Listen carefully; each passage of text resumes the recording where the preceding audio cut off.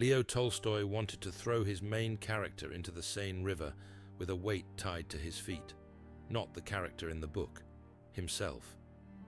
While writing the greatest novel ever created, he was going blind, hallucinating from medication, and screaming at his pregnant wife that 7 years of work was worthless garbage.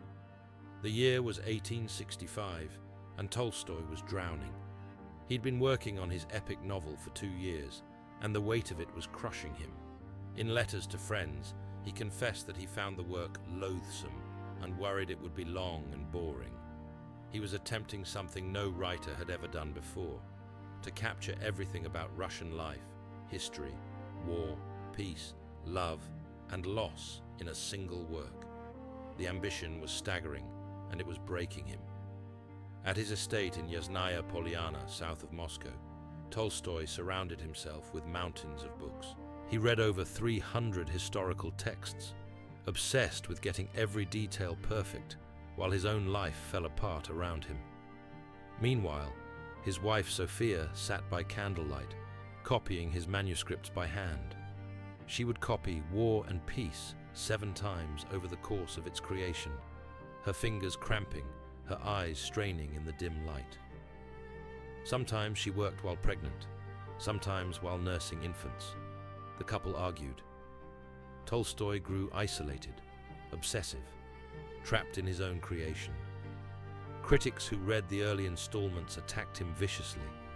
They said it wasn't a novel at all. It was too long, structurally broken, a bizarre hybrid of history and fiction that violated every rule of storytelling. One reviewer wrote that Tolstoy had produced a historical chronicle with strongly expressed personal views. Another dismissed it as formless chaos. The criticism stung. Tolstoy began to doubt whether he had the talent to pull off what he was attempting. He wrote to a friend that he might never finish, that perhaps the whole thing was a mistake. But he couldn't stop. Something drove him forward. Some needed to understand the nature of human life, the meaning of history, the mystery of how individual choices shape the world. He was writing about the Napoleonic invasion of Russia in 1812, an event that had occurred in his parents' generation. But he was also writing about something deeper. How do we live authentically in a world we cannot control? What makes a life meaningful when history sweeps over us like a flood? The book grew and grew. It would eventually span over 1,000 pages and follow 5 aristocratic families through 15 years of Russian history. And Tolstoy, sitting at his desk in the Russian countryside, had no idea if anyone would ever care. So what was Tolstoy writing that made him question everything? What kind of book pushes its creator to the brink? War and Peace doesn't have a main character. It doesn't have a traditional plot. It doesn't even stay in novel form. Tolstoy interrupts his own story to lecture readers about history and philosophy. Critics said it was chaos. Tolstoy said it was the only honest way to capture life. Here's what makes it terrifying to write. Tolstoy refused to give you a hero to follow. He refused to make history simple. He built a structure that mirrors the chaos of actually living through massive events, where you don't get a narrator explaining what matters, where you're just stumbling through trying to figure out how to be decent. That's why it broke him. He was trying to capture the feeling of being alive during a time you can't control. If you've ever felt like the world is changing faster than you can understand it, like algorithms are feeding you information, and you don't know what's real anymore, like history is happening to you, instead of you making choices. That's what Tolstoy was writing about in 1865. War and Peace follows 5 aristocratic families through Napoleon's invasion of Russia. But Tolstoy shifts between dozens of perspectives, from aristocratic ballrooms in Moscow to battlefields at Austerlitz and Borodino. We follow generals and soldiers, wives and mistresses, old men passing away, and young women falling in love. You're reading a gripping battle scene. Pierre is nearly finished. Natasha is falling in love. You turn the page, and suddenly Tolstoy stops the story completely and lectures you for 10 pages about how Napoleon didn't actually control anything. He argues that history is shaped not by great men making great decisions, but by millions of tiny individual choices, each one combining to create what we call historical events. Your choice to scroll, your choice to engage, your choice to ignore. It's a radical theory, and Tolstoy won't let you ignore it. He forces you to think while you read. The novel also pioneered stream of consciousness 50 years before anyone gave it a fancy name.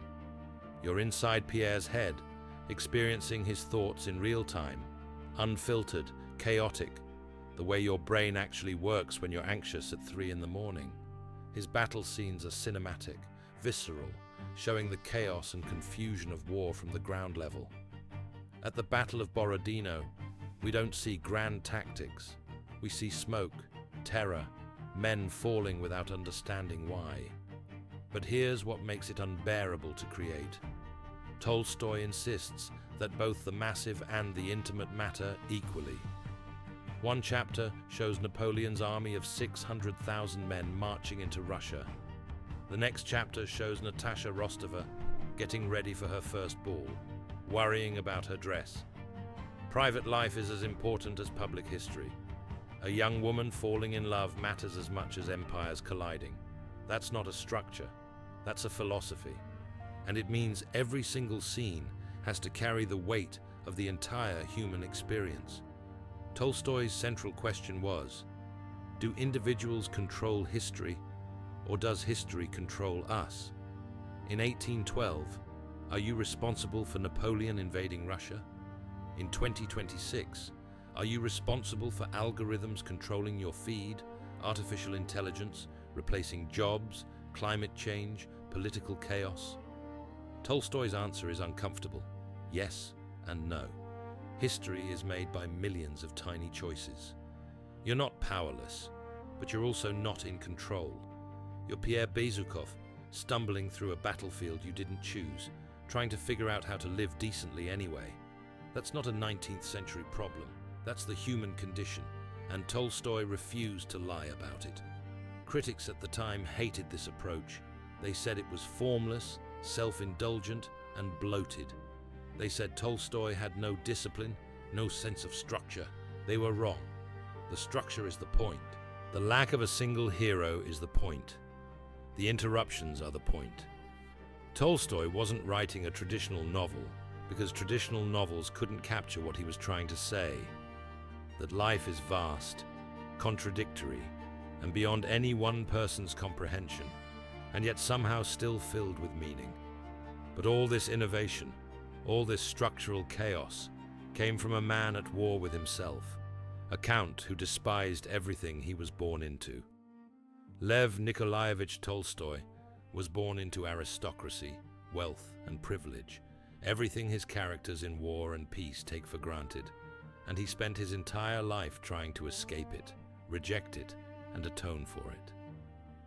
His mother passed when he was 2. His father passed when he was 9. He was raised by aunts, groomed to be a typical Russian nobleman, wealthy, idle, and utterly disconnected from the lives of the peasants who worked his land. Here's what that does to you. You grow up knowing your entire life is built on other people's suffering. Every meal you eat, every book you read, every moment of leisure exists because someone else is in the fields, breaking their body for your comfort. Tolstoy couldn't escape that knowledge. It rotted him from the inside. As a young man, Tolstoy tried to outrun the guilt. He moved to Moscow and St. Petersburg and threw himself into the aristocratic social scene. He gambled, drank, pursued every distraction, and accumulated debts. His diaries from this period are filled with self-loathing. He writes about his moral failures, his weakness, his inability to live up to his own ideals. He was disgusted with himself, but he couldn't stop. He was trapped in a life that felt empty and meaningless. If you've ever had everything you're supposed to want and felt completely hollow inside, that was Tolstoy at 22. In 1851, at age 23, Tolstoy joined the Russian army and served in the Caucasus and later in the Crimean War. He saw real combat. He witnessed the carnage of war firsthand. Men struck down by artillery, soldiers passing slowly from infected wounds, the chaos and terror of battle. During the siege of Sevastopol, Tolstoy wrote a series of sketches that shocked Russian readers with their unflinching realism. He didn't glorify war. He showed it as ugly, brutal, and senseless. This is where war and peace actually begins, not in his study, on a battlefield. Tolstoy knew what cannon fire sounded like, what a cavalry charge looked like, how men behaved under fire. But more importantly, the war forced him to confront a question that would haunt him for the rest of his life. What does it mean to live a good life in a world filled with suffering and loss? In 1862, at age 34, Tolstoy married Sophia. She was only 18, 16 years younger than him. Sophia believed in Tolstoy's genius and dedicated herself to supporting his work. She managed the estate, raised their children, and most crucially, hand-copied his manuscripts. War and Peace exists because Sophia spent years copying and recopying Tolstoy's nearly illegible handwriting, often working late into the night while pregnant or nursing infants. 7 complete drafts. Her fingers were cramped, her eyes strained. She believed in him when he didn't believe in himself. But Tolstoy's relationship with his aristocratic life remained tormented. He owned an estate with serfs, human beings who were legally bound to his land and forced to work for him. When Tsar Alexander II abolished serfdom in 1861, Tolstoy freed his serfs, but the guilt remained. He had lived his entire life benefiting from a system of exploitation. How could he call himself a moral person? This guilt saturates War and Peace. Tolstoy was writing about privilege at a time when he was beginning to see privilege as morally indefensible. He was writing about aristocrats at parties and balls, while knowing that their wealth came from the labor of people in chains. This tension gives War and Peace its moral complexity. Tolstoy doesn't condemn his characters, but he doesn't let them off the hook either. He shows them as human beings, flawed and searching, trying to live meaningful lives within a profoundly unjust system. Writing War and Peace changed Tolstoy.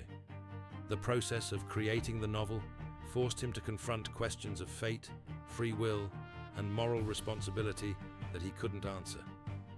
After finishing it in 1869, Tolstoy would spiral into a deep existential crisis that would lead him to reject almost everything he had written, embrace a radical form of Christianity, and attempt to give away his wealth. But that came later. For now, in the mid-1860s, Tolstoy was simply trying to understand himself and his world through his characters.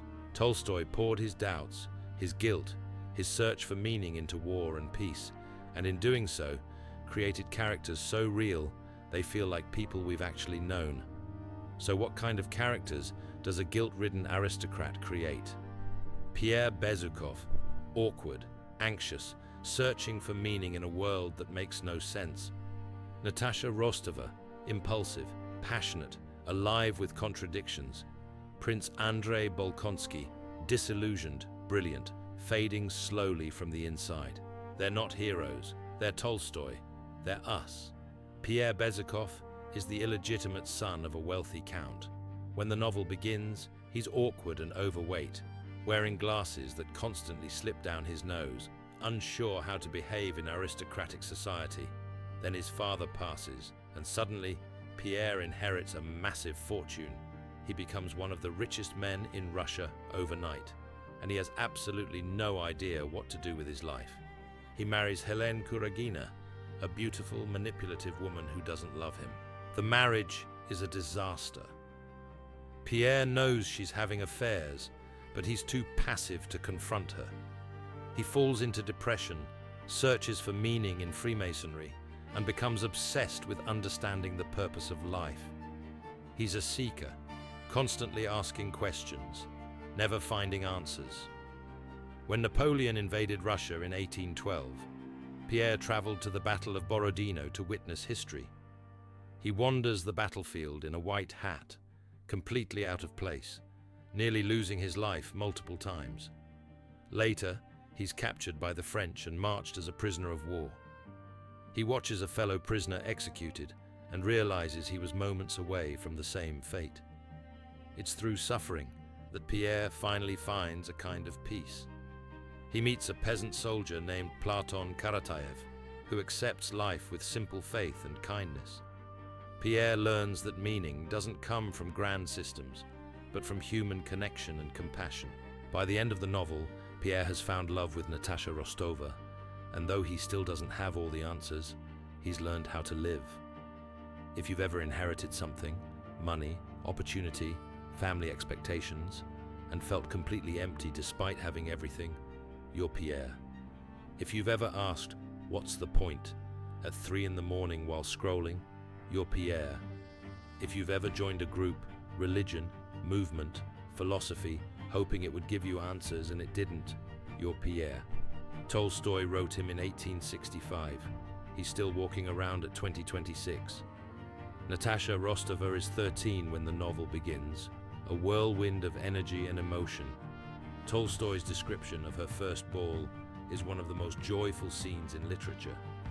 Natasha is terrified that no one will ask her to dance, then thrilled when a handsome prince sweeps her onto the floor. She's alive with possibility, innocent, open to the world. The music surrounds her. The candlelight sparkles. For one perfect moment, everything is joy. But innocence doesn't last. Natasha falls in love with Prince Andrei Bolkonsky, but during their engagement, she's seduced by Anatol Kuragin, a handsome scoundrel who nearly convinces her to elope. The scandal destroys her reputation and breaks her engagement. She spirals into shame and depression. Later, when Moscow is evacuated during Napoleon's invasion, Natasha convinces her family to use their carts to transport wounded soldiers instead of their possessions. Among the wounded is Andrei, suffering from a battlefield injury. Natasha nurses him, and they reconcile before he passes. By the end of the novel, Natasha has transformed. She's married to Pierre, and she's become a devoted wife and mother. Some readers hate this ending, arguing that Tolstoy diminished Natasha's vitality. But Tolstoy isn't saying motherhood is limiting. He's saying that maturity means accepting responsibility, finding purpose in caring for others. Natasha's journey is from innocence through disillusionment to hard-won wisdom. If you've ever been young and hopeful and made a catastrophic mistake that everyone judged you for, you're Natasha. If you've ever chosen to help someone when it cost you something, you're Natasha. If you've ever had to choose between who you were and who you need to become, you're Natasha. She's not a character in a book. She's everyone who's ever had to grow up the hard way. Prince Andrei Bolkonsky begins the novel as a proud, ambitious military officer. He's married but unhappy, bored by domestic life, hungry for glory. At the Battle of Austerlitz, Andrei is wounded and left on the battlefield. As he lies there, he looks up at the sky, the vast, quiet, infinite sky. And suddenly, Napoleon, glory, war, all of it becomes microscopic, meaningless. Just tiny humans screaming at each other while the universe watches, indifferent. It's the moment Tolstoy stops lying. This is what matters, the sky, not the battle. It's one of the most famous scenes in literature, a moment of devastating clarity. Andrei's wife passes in childbirth, and he's left raising his son alone. He falls in love with Natasha Rostova, and for a brief time, he allows himself to hope again. But when Natasha betrays him, his heart hardens. He returns to the army, and is mortally wounded at the Battle of Borodino. As he's fading away, he experiences a final spiritual awakening. He forgives Natasha. He understands that love is what matters, not pride or revenge. He finds peace at the end. If you've ever achieved everything you thought you wanted and realized it meant nothing, you're Andrei. If you've ever looked up at the sky and felt the universe's indifference, you're Andrei. If you've ever forgiven someone only after it was too late, you're Andrei. Tolstoy lets him go because he knows that wisdom doesn't save you. It just helps you find peace at the end.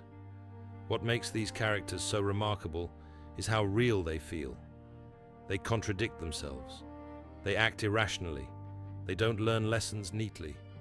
Pierre searches for meaning his entire life and never finds a complete answer. Natasha makes terrible decisions and has to live with the consequences. Andrei achieves wisdom only at the very end.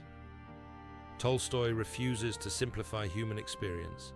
His characters grow slowly, painfully, the way real people do. And throughout the novel, Tolstoy insists that private life matters as much as history. While Napoleon marches on Moscow, Natasha dances. While empires fall, Pierre falls in love.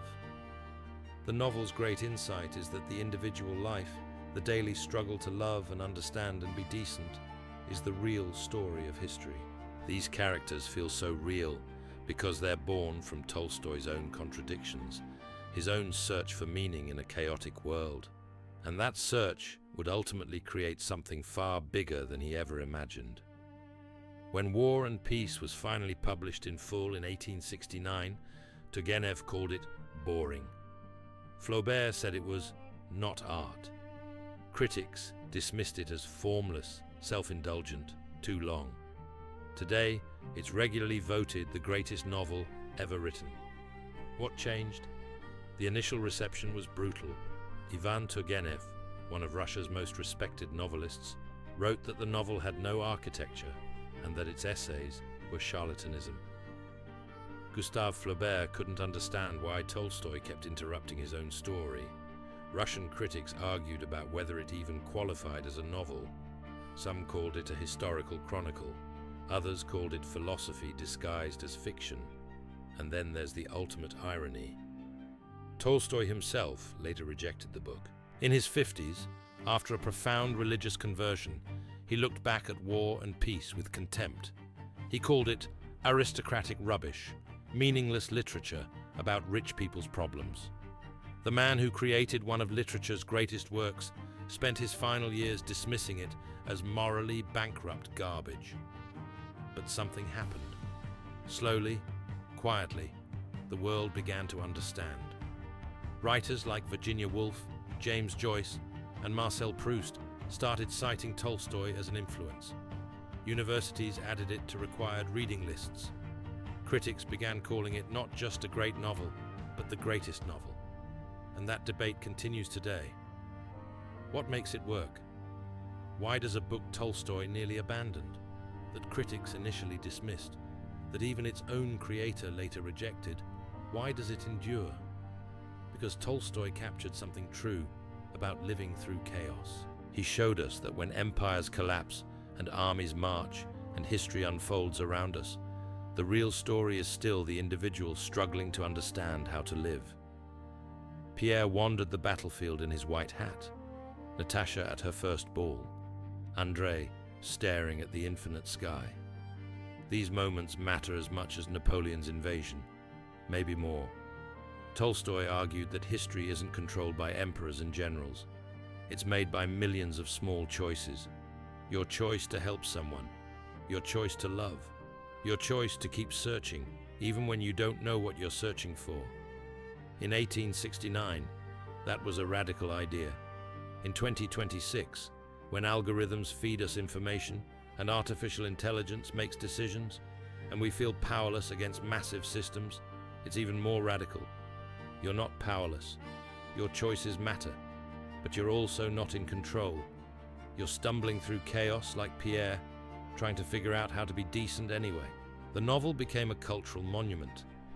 Literary pilgrims visit Yasnaya Polyana. The BBC adapts it every few decades. It appears on every longest novels list. People use it as shorthand for ambition, for attempting something impossibly large. But here's what actually matters. Tolstoy shows us characters who contradict themselves, make terrible decisions, search for answers they never fully find, and somehow still manage to live with meaning. Not because they're heroes, not because they figure everything out, but because they keep trying, they keep loving, they keep searching. Remember that weight Tolstoy imagined using? That anchor he wanted to tie to his character and throw into the Seine? That's what the novel felt like to him. Something pulling him down into the dark, a burden he couldn't escape. But he kept writing anyway, and the weight that almost destroyed him became the thing that made him immortal. Your suffering might not be pointless. It might be making you into something you can't see yet. The book Tolstoy called Disgusting became his legacy. The novel he nearly abandoned changed literature forever. His suffering produced something that transcends time. Tolstoy nearly quit. He sat in his estate in Russia, surrounded by pages he hated, convinced he'd wasted 7 years on garbage. He was wrong, but he didn't know that. He finished anyway. And that's the entire point of War and Peace. You don't need to be a hero. You don't need certainty. You don't need to know it's going to work. You just need to keep going. One more day, one more attempt, one more honest effort to understand yourself and live decently. Tolstoy wrote the greatest novel ever created while convinced he was creating trash. What are you not doing because you think it won't be good enough? What are you giving up on too early? Tolstoy nearly quit. Don't make this mistake. If you enjoyed this exploration of War and Peace, please share and subscribe to our channel for more deep dives into the books that shaped our world. We break down the books that refuse to lie about what it means to be human. Hit the like button, leave a comment with your thoughts, and check out our other videos on great literature. Thanks for watching, and until next time, keep reading.